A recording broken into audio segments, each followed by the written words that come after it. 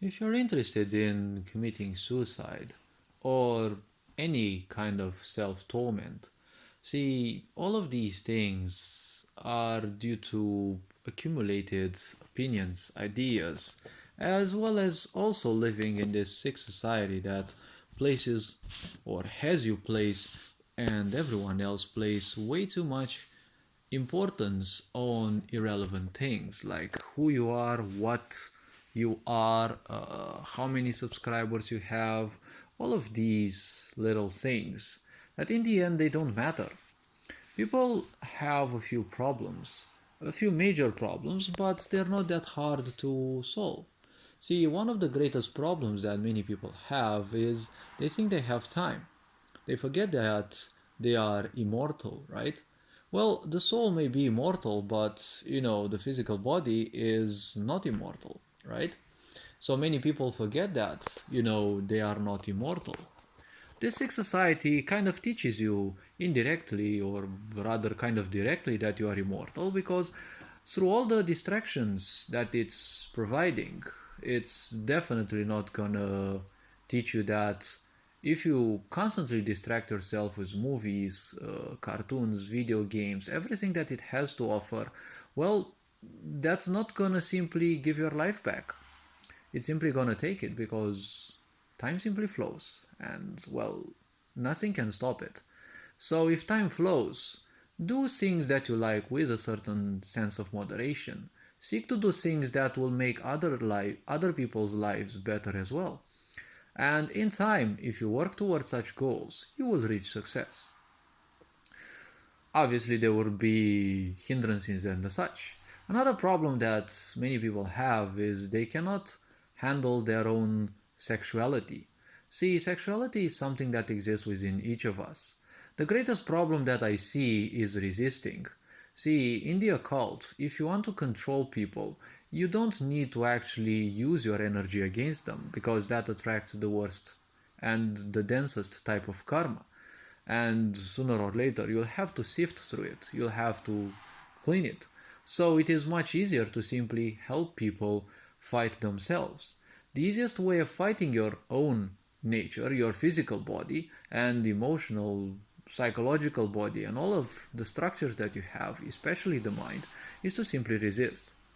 When you resist something, you're doing nothing else than suppression. Suppression means that you're disallowing energy flow. When you create a dam over a bridge, make sure that over a river, make sure that the river won't overflow. That is the main priority. So the very simple point is when you try to fight against something, it will simply multiply, isn't it? It feels as if the mind doesn't have subtraction or division when it comes to thoughts. It feels as if it's only addition and multiplication. See, unlike a hard drive where you can simply add information and delete it, well, every action that you take has a karmic imprint. You may forget certain things temporarily, but the karmic imprint is still there. It is still an information that you have in the unconscious mind. It is just that it is a bit volatile. If one makes no use of it for a while, it will simply be there, let's say, in a waiting mode. And if needed, there are those times when you will have to think a bit for that, right? The brain does its job, you don't have to ask what's happening, but, well, sooner or later it will simply come. Perfection is another great problem because people forget one other simple thing. There is no such thing as perfection. As long as you are physical, you are perfectible. But perfection, well, it can't exist in physicality because everything that is physical, there can always be done something with it.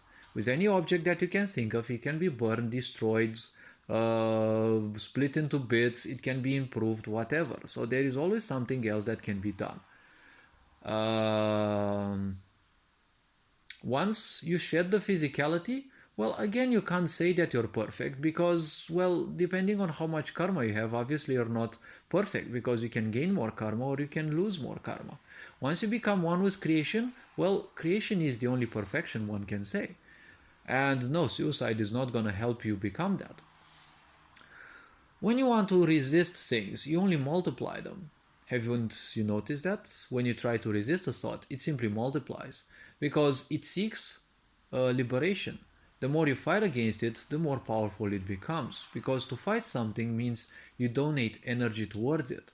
When you fight a certain thought, what it means is you focus your full attention on that thought, and that is why it simply multiplies. But a lot of people are simply oblivious to this. So there are simple ways through which you can start changing how you behave with your own energies, because once one gets at least a minor understanding of how these function, they will start having a better life. And then once they have a better life, introspection can help you shed light upon multiple and deeper layers of your existence. Obviously, these all take patience, and the Sixth Society's purpose is to make sure you don't have patience. So when it comes to life, simply picking suicide doesn't solve anything. Many people say they can't handle their sexuality. See, becoming horny is no sin. Obviously, you have to teach people in reverse if you want to control them. That's the purpose of religion. And see, even your parents, if at one time in their life they didn't get horny, you for once, you as an example wouldn't exist, right? You wouldn't have been born if your parents wouldn't have become horny at a certain time. Nor your brothers, nor your sisters, nor everyone, right? None of us would have existed if our parents wouldn't have been horny at a moment in time. What you do has a plus and a minus, so it doesn't matter. Whatever you do, just do it. But when consequences would come, just receive them with open arms. Sure, don't do things that would end up to the detriment of others, because you're gonna attract a lot of negativity as well. Moving even further, see, a lot of people say they can't control their emotions. See, controlling emotions and the mind, this is never gonna function, right? And when you want to control things, again, you're doing the same simple thing. You're trying to repress, which means you're focusing all your energy on that, which equates to multiplying that. That is why you will always have problems when you try to simply block certain things in your mind. Learn to simply let them go. Because when you let them go, they simply go. They will be still cyclical in nature. They will come back again. But if you learn to let things flow without any judgment, then they will simply flow. And the cycle repeats. But every time you let them flow, the cycle becomes weaker and weaker. If you repress them, next time they come, aren't they stronger, right? If you observe this and you are patient, in time, it doesn't matter. You don't have to be perfect from the beginning. No one became a guru over the night, right? Some people spent even lifetimes to become gurus. Actually, our whole existence is a cycle of lifetimes, right? Thousands, millions probably of lifetimes, right? And we have to transcend the karma that we create in each life. So if these things one learns to handle slowly and surely, because as I said, no one became a guru, no one became better necessarily in a lifetime. Some people became even worse. But the simple point is this: each time you do something, try to do it a little better. If it doesn't work, it's not a problem. All that life is cycles. If you fail something, you will have another chance sooner or later, when it comes to inner work only. Because other things, if you miss in life, well, that is your point. You may not have, or you may have other possibilities to redo those. But things that you do in life, well, if you get to do them in life, that is it. If you don't, you never know when you have another chance. But when it comes to inner work, well, that is very simple. Inner work means that, well, life being cycles, if you don't do something the way you would want it initially, take care and simply take patience, because the cycle will repeat. And you can be less objective and, less subjective actually, and less prohibitive towards those the next time. And you will see, the less you try to focus on forcing the mind shut or your emotions shut, you will see that the easier it is to simply go through those. And you will find it much easier to express yourself, and you will find it much easier to have a certain sense of peace when you show your emotions and when you tell people what you think. The fear of what others might say also will dwindle with this in time. So, this being said, you can never control the mind and you can never control emotions. The mind is a machine that creates based on the data that you have accumulated, the information, the opinions, everything that you put into your mind. Well, if you fight against the mind will use all of these against you. You can never beat the mind. You can think you're perfection, you can think you're whatever, it's not going to happen. You can never control your mind, you can never control your emotions. If you don't believe me, sure, don't. I'm not obliging anyone to, but look at all your past. You've been fighting your thoughts, you've been fighting your emotions, and you have literally no avail.